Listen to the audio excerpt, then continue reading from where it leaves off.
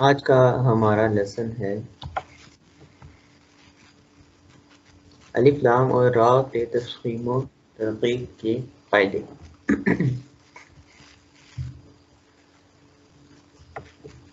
اچھا، جیسے کہ پہلے بھی ہم پڑھ چکے ہیں کہ حروف مستعلیہ جو ہیں وہ پر کیے جاتے ہیں، یعنی اس میں صفت استعلاء ہوتی ہے۔ اس میں خصہ دغن یعنی کہ خا، صاد، ضاد، غین، طا، قاف اور واو، یہ صفت استعلاء ہے، یعنی کہ یہ صفت لازمہ متضادہ صفت ہے، تو اس لیے یہ ہر حالت میں اس کو اس صفت کے ساتھ پڑھا جائے گا، یعنی ان کو موٹا کیا جائے گا حروف کو، ورنہ الفاظ صحیح ادا ہوں گے ہی نہیں۔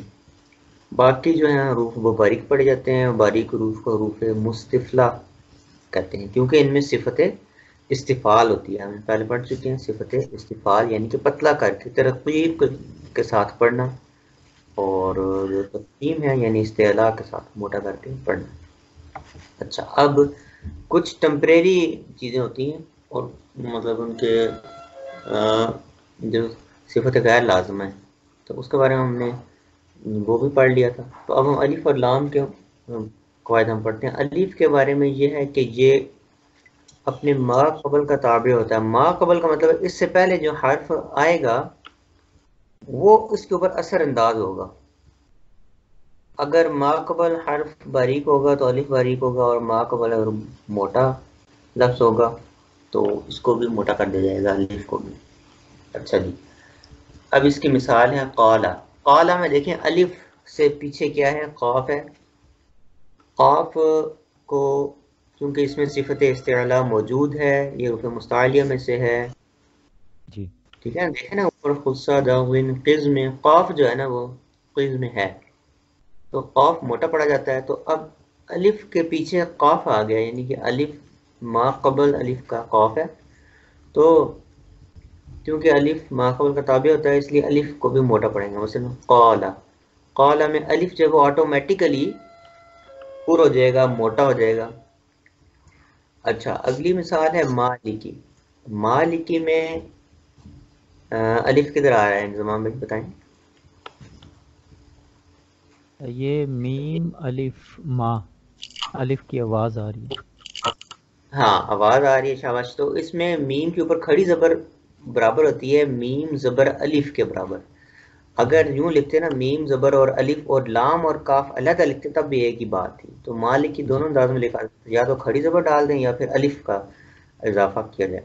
تو یہاں پہ چونکہ الف کا اضافہ اصل میں ہے، تو اس وجہ سے یہ کہہ رہے ہیں کہ میم کے آگے جو الف ہے، اب میم تو حروف مستعلیہ میں سے نہیں ہے نا، جی تو اس لیے یہ حروف مستفلا میں سے نہیں پتلا پڑھیں گے۔ تو اب اس پتلا پڑھنے کی وجہ سے جو اس کے بعد میم کے بعد الف آ رہا ہے وہ بھی پتلا آٹومیٹیکلی ہو جائے گا، اس کو بھی جی آٹومیٹیکلی پڑھ جائیں گے۔ یہ ہو جاتا ہے ویسے، اس میں کوئی ادائیگی میں پرابلم نہیں ہوتی، لیکن آپ کو سمجھانے کے لیے کہ آپ دیکھیں قالا میں الف بھی تھوڑا سا قاف کا اثر ہو رہا ہے اور وہ موٹا ہو رہا ہے، اور مالکی میں میم بھی پتلا ہے تو الف بھی ساتھ پتلا ہی ہو جاتا ہے، ٹھیک ہے۔ تو یہ الف کے قاعدے ہیں۔ جی آگے ہے لام کے قواعد، یہ ہم پہلے بھی پڑھ چکے ہیں لیکن ہم اس کو ریوائز کر لیتے ہیں۔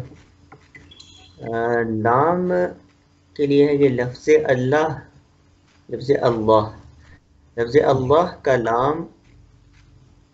اچھا، یہ اب لفظ اللہ جو ہے اس کا لام جو ہے وہ پر کیا جائے گا یا اس کو پتلا پڑا جائے گا، وہ ڈیپینڈ کرتا ہے ما قبل کے اوپر۔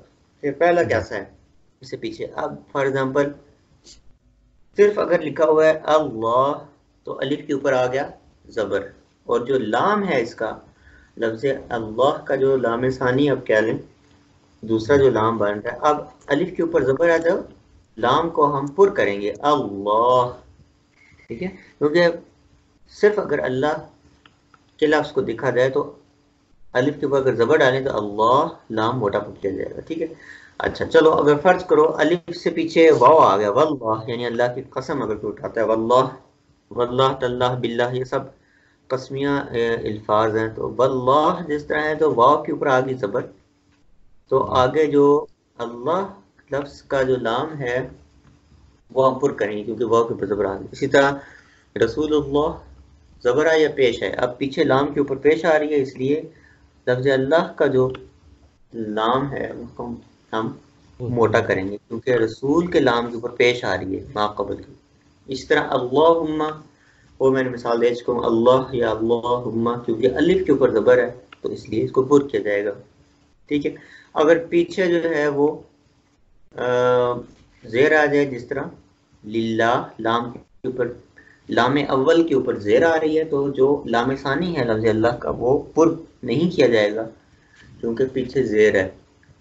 اور اسی طرح باللہ جو ہے اس کے با کے نیچے زیر ہے، تو اللہ کا جو لام ثانی ہے دوسرا یعنی لام جو ہے اس کو ہم پتلا کر کے پڑھیں گے. جس طرح بسم اللہ، بسم اللہ کو پتلا کیوں پڑھا جا رہا ہے؟ کیا لفظ پیچھے ہے جس کی وجہ سے یہ لفظ اللہ کو ہم پتلا کر رہے ہیں؟ جی نظام بھائی. جی ایک تو میم کے نیچے زیر ہے. ہاں میم کے نیچے، شاباش. بسم اللہ میں میم کے نیچے زیر ہے تو ما قبل میم ہے، میم کے نیچے زیر ہے، اس لیے لفظ اللہ کے لام ثانی کو ہم نے پتلا کر دیا. جی ٹھیک ہے. اب ہم را کے اصول پڑھ لیتے ہیں. را میں تفخیم کن کن صورتوں میں ہوگی یہ بھی ہم پڑھ چکے ہیں، بہرحال اس کو ہم ریوائز کر لیتے ہیں. را جب مفتوح ہوگا اس کے اوپر فتح ہوگا، را کے اوپر فتح ہوگا، فتح کا مطلب ہوتا ہے زبر، یعنی را کے اوپر جب بھی زبر آئے گی تو اس کو ہم موٹا پڑھیں گے. یا مضموم ہوگا یعنی کہ ضمہ آئے گا اس کے اوپر، ضمہ مطلب پیش، یعنی زبر ہو یا پیش ہو دونوں صورتوں میں ہم کیسے پڑھیں گے؟ اس کو مفخم پڑھیں گے، یعنی تفخیم کے ساتھ پڑھیں گے، یعنی کہ موٹا پڑھیں گے. موٹا پڑھ جس طرح راشدن میں را کے اوپر آ گیا زبر اور رشدن میں را کے اوپر پیش آ گیا تو دونوں کو موٹا پڑھیں گے. لیکن موٹا زیادہ پڑھا اس کو جاتا ہے جو را کے اوپر زبر ہوتی ہے، جو را کے اوپر پیش ہوتی ہے وہ بھی موٹا ہوتا ہے، لیکن را کے اوپر زبر کی نسبت تھوڑا سا کم ہوتا ہے، تفخیم جی تھوڑی سی کم ہو جاتی ہے. لیکن اصول ہے جب کہ را ساکن ہو اور اس کے ما قبل حرف مفتوح یا مضموم ہو. ٹھیک ہے نا. اب اگر خود یہ ساکن ہو گیا را تو ہم پیچھے دیکھیں گے بھائی پیچھے زبر ہے یا پیش ہے تو اس کے مطابق اس کو حکم لگ جائے گا. مثلا یرجعو، یرجعو، یرجعو میں را کو ہم موٹا اس لیے پڑھ رہے ہیں کہ یا کے اوپر ما قبل یا ہے، یا کے اوپر زبر ہے. یرجعو را پر کا دم ہے. اسی طرح ترجع الامور، ترجع، تو دیکھنا ہم یوں بھی پڑھ سکتے ہیں تر، تر، یہ غلط ہو جائے گا، ہم پڑھیں گے تو، تو یعنی کہ را کو تھوڑا سا موٹا کر دیا. ٹھیک ہے جی. آگے ہے اگلا اصول کے را ساکن سے پہلے اگر زیر ہو، کسرہ ہو، یعنی زیر ہو دوسرے کلمے میں تو پھر بھی را کو ہم پر کر کے پڑھ دیں گے.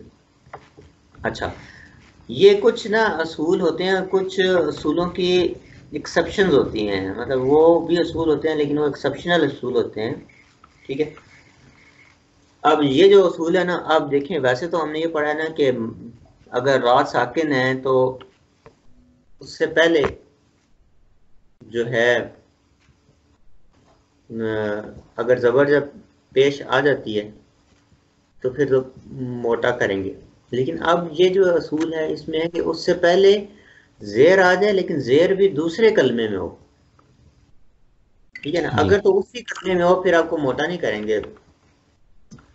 اگر اسی کلمے کے اندر ہو تو پھر ہم را کو موٹا نہیں کریں گے. مثال کے طور پہ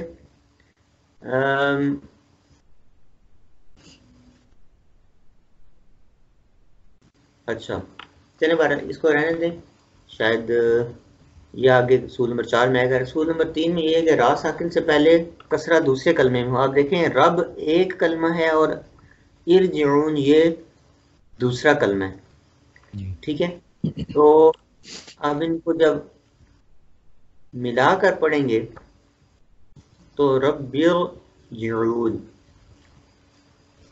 ٹھیک ہے. اب اس صورت میں بھی جو ہے ہم اس کو موٹا کر کے پڑھ رہے ہیں، تفخیم کے ساتھ پڑھ رہے ہیں، حالانکہ زیر آ رہی ہے لیکن پھر بھی ہم اس کو تفخیم کے ساتھ پڑھ رہے ہیں. اور اصول یہ ہے کہ اگر دوسرے کلمے میں زیر آ جائے، اب یہ رب ایک کلمہ ہے اور ارجعون دوسرا، تو اب یہ پہلا جو ہے نا ما کو بجائے دوسرا کلمہ بن رہا ہے، وہی کلمہ نہیں بن رہا بلکہ یہ دوسرا لفظ سمجھ لیں.